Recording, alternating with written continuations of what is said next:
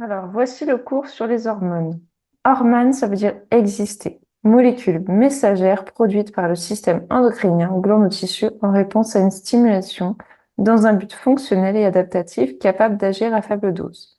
Une hormone, elle est déversée dans la circulation sanguine, transportée jusqu'au tissu cible pour exercer leurs effets.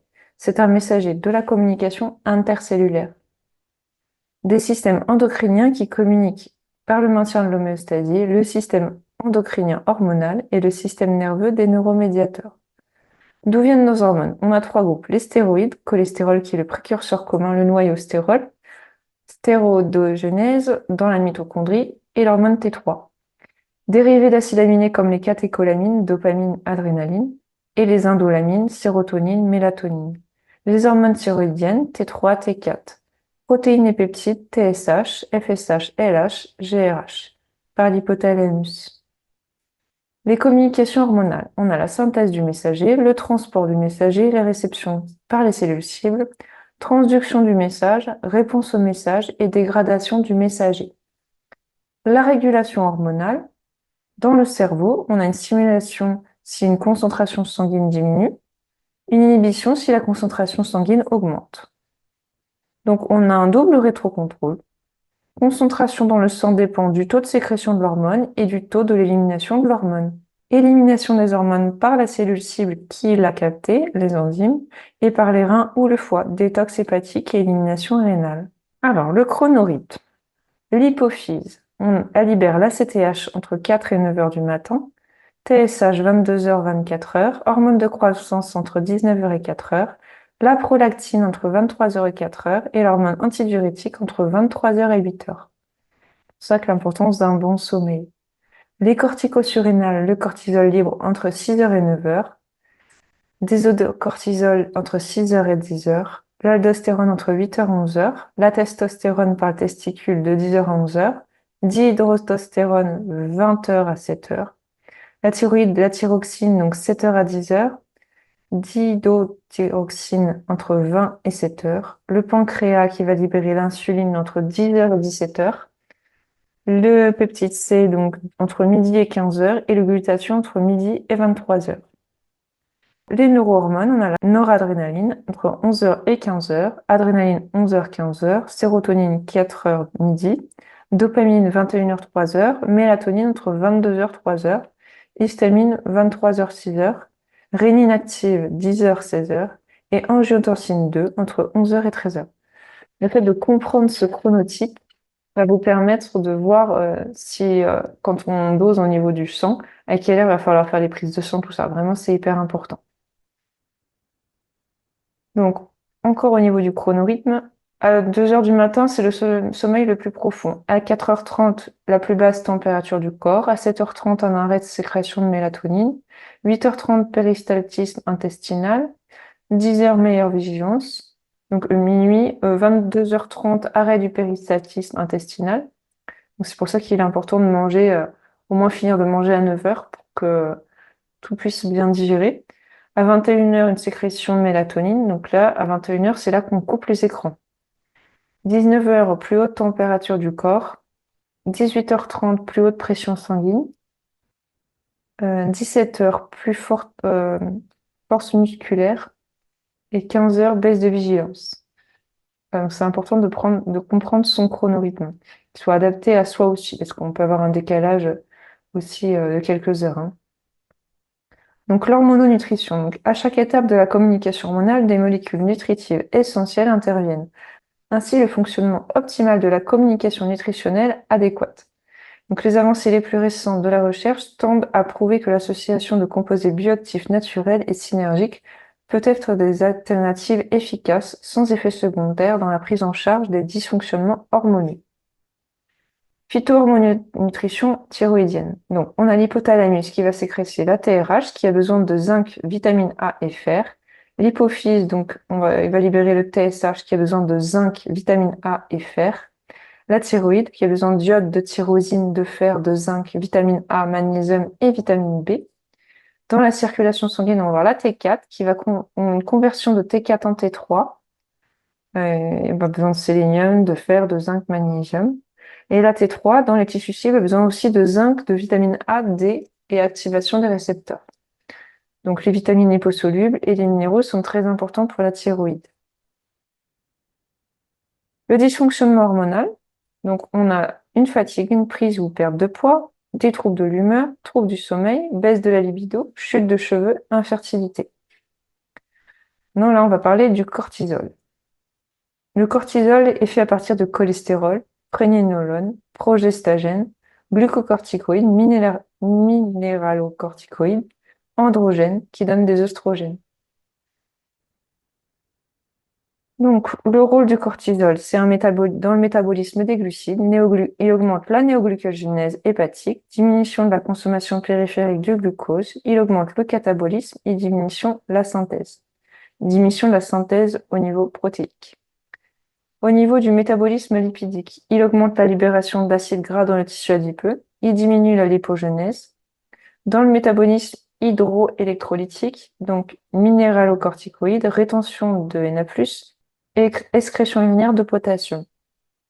Dans le métabolisme calcique et osseux, négativation du bilan calcique, donc ça veut dire qu'il va augmenter l'excrétion de calcium par le rein et diminuer l'absorption intestinale de calcium, antagonisme à la vitamine D. Il est aussi anti-inflammatoire, anti-allergique, et sur le système nerveux central, il augmente l'excitabilité et la stimulation de l'appétit. Donc quand on est stressé, c'est pour ça qu'on peut plus manger aussi. Donc soit ça nous coupe la faim, soit ça nous fait plus manger. Voilà. Alors, l'adaptation du système neuro-immuno-endocrinien. Donc on a la phase d'alarme adrénaline, phase d'adaptation sérotonine, phase d'adaptabilité cortisol, phase d'épuisement, le chute de cortisol.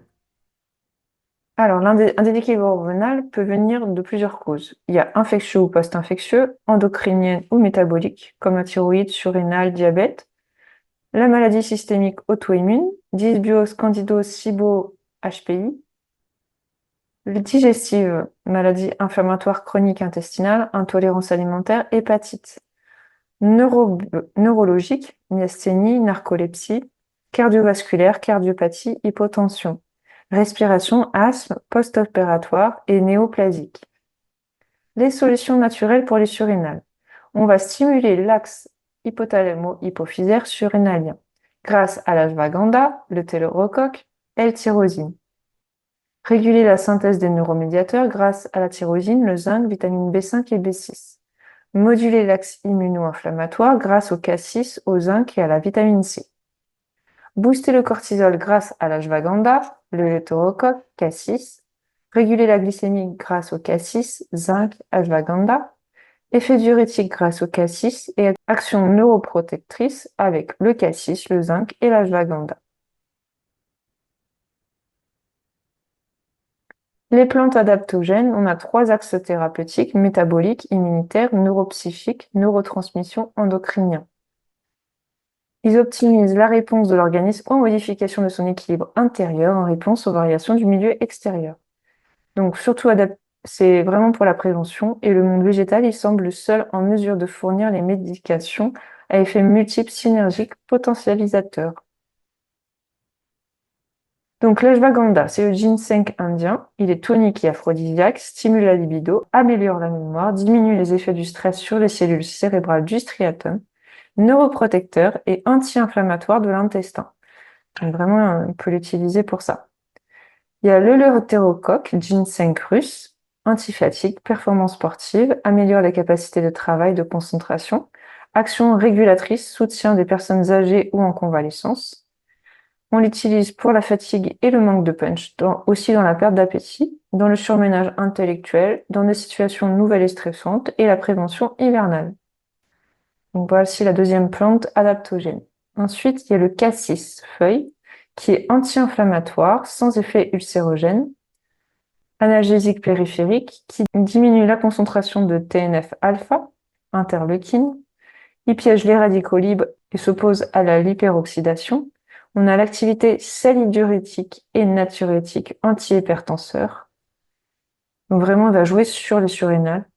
Angioprotecteur et chondroprotecteur. Et indication donc dans les rhumatismes et douleurs articulaires, atteinte du cartilage, dans la goutte, stimulation de cortisol et l'hypertension. Il a vraiment un effet anti-inflammatoire. La L-tyrosine que l'on peut prendre en complément alimentaire, donc précurseur de la dopamine, donc initiateur starter, initiation de l'action, mémoire, concentration, exploration, création de projet. La noradrénaline, accélérateur, passage à l'action, recherche de récompense, et l'adrénaline, hormone de stress. Biosynthèse des catécholamines, donc le précurseur phénylalanine. La tyrosine, donc il a besoin d'oxygène, de fer et de vitamine B3.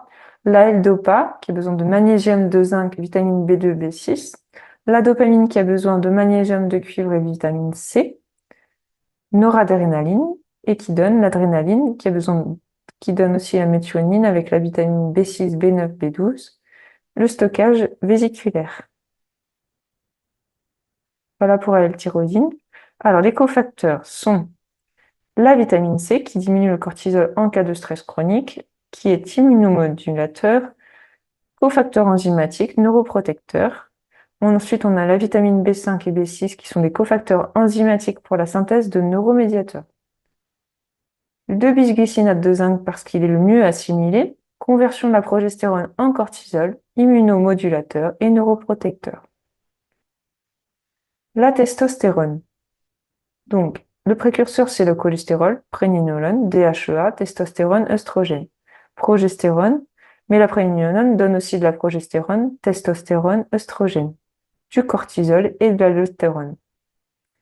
Principale hormone endogène, donc testicule et surrénale, active directement ou après conversion.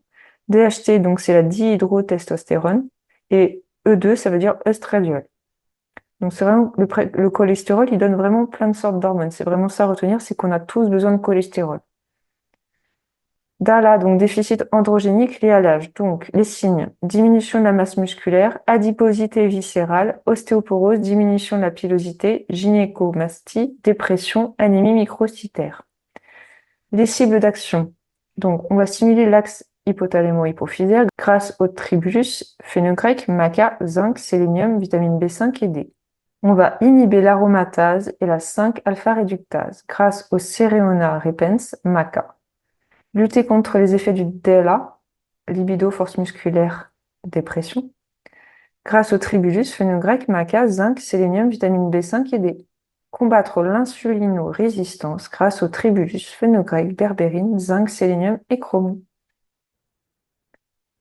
Alors, Serenoa repens, inhibition de la 5-alpha-réductase, inhibition de la fixation de la DTH, donc c'est la dihydrotestostérone, au niveau des récepteurs aux androgènes cytocycliques, inhibition du récepteur aux œstrogènes au niveau du tissu prostatique, modulation de la croissance prostatique induite par la prolactine, inhibition de la prolifération épithéliale prostatique induite par le BFGF.